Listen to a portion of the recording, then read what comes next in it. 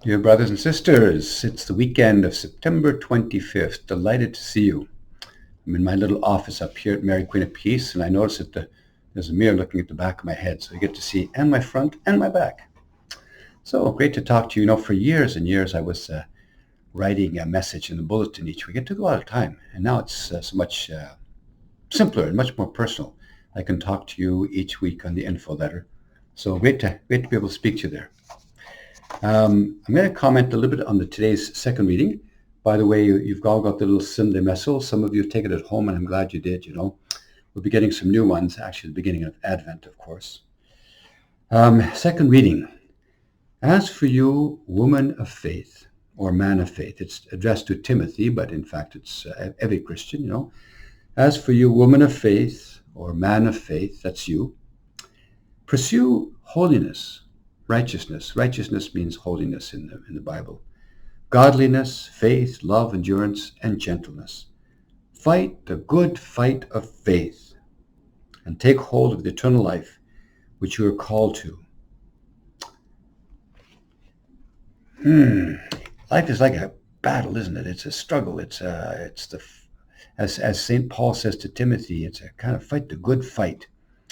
The fight of sometimes just getting out of bed, going to work, the fight of being in a good humor when we want to be kind of a lousy mood, going to school for those who are still in school, in elementary school or high school.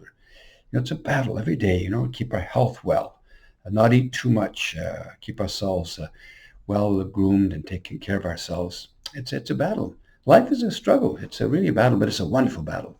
It's a struggle to get to know each other and to grow in love of God and service of others. So I pray that this second reading will really touch your hearts this week, that you'd seek out the battle of God, and seek and walk in his ways. One woman who was quite impressive this week, we've been watching the funeral of Queen Elizabeth, Remarkable lady. She was a remarkable Christian.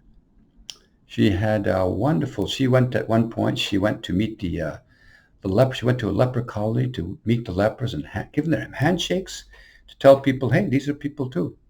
Remarkable lady, great woman of faith. People don't often notice that or talk about that, but she was a devout Anglican, went to church every Sunday and was very committed to the Lord, a woman of a strong sense of duty. And as the Archbishop of Canterbury said, a woman of duty, faithful, now be welcomed into the home of your Father. So she's returned to the Father after 96 years of life and 7 years of life as a queen. Remarkable person. But we're all called to that. Each one of us has a different responsibility and different calling. Hers was the one of being a queen. Well, so she did the best she could. And yours is to do whatever that is that you're doing. Do it well, I noticed that numbers at church have been dropping quite a bit since COVID has ended. Who knows if it's ended or not. But since the month of August, we've seen quite a significant drop in attendance at Mass. So just reminding you that we have, an 8:30 English Mass, a 12 o'clock English Mass, and 5 o'clock on Sunday night, there's a 5 o'clock bilingual Mass. Of course, if you're French speaking, there are other times as well, 10 o'clock in the morning. And Saturday afternoon at 4 o'clock for French people. But we're not called to watch Mass on TV. I mean, we do it if we're sick. If we're elderly, sure. But if we're healthy, we should be at church. Why? Because the church reminds us that we belong together. We're not just watching each other in artificial means. We're meant to belong together, to shake hands, to see each other. And when we can do that, to hug and say, I'm glad to see you. We're essentially Trinitarian. We're made for each other. So I really hope that some of you who may not be coming to church may just reconsider. Oh, I know many people are worried about the COVID and so on. No, that's fair enough.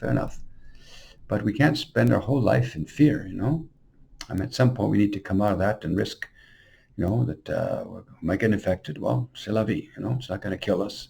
It just makes us uncomfortable for a little bit, Just a couple of things to remind you that we're starting the RCIA program, Rite of Christian Initiation for Adults.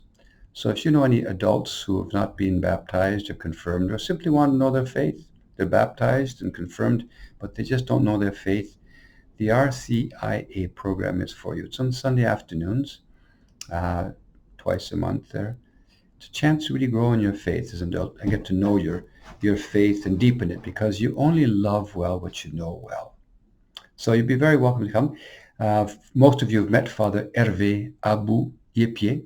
He's a new priest, has come in from for the year with us. We're kind of lucky. I didn't think we'd get anybody to help us this year, but he happened to be available, and I got wind of that, my goodness, sort of at the end of July, and kind of given up hope, and there, bingo, the Lord provided for us. So he's with us for the year. He'll take Monday and Tuesday as day off. I take generally Monday and Friday. So please do meet him, invite him to your place. He spent many years as what we call novice master in his religious community for about 9 years. And he's a specialist in spiritual direction. So, get to know him, invite him over. He's a lovely guy to get to know. One last thing, just that it's the month of, got a lot of weddings still. We've got a couple more weddings to do.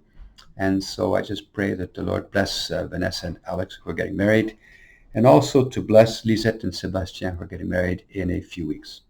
So God bless you. Have a great weekend. We'll talk to you on the 25th of, we'll see you on the Sunday. Okay? God bless you. Bye-bye.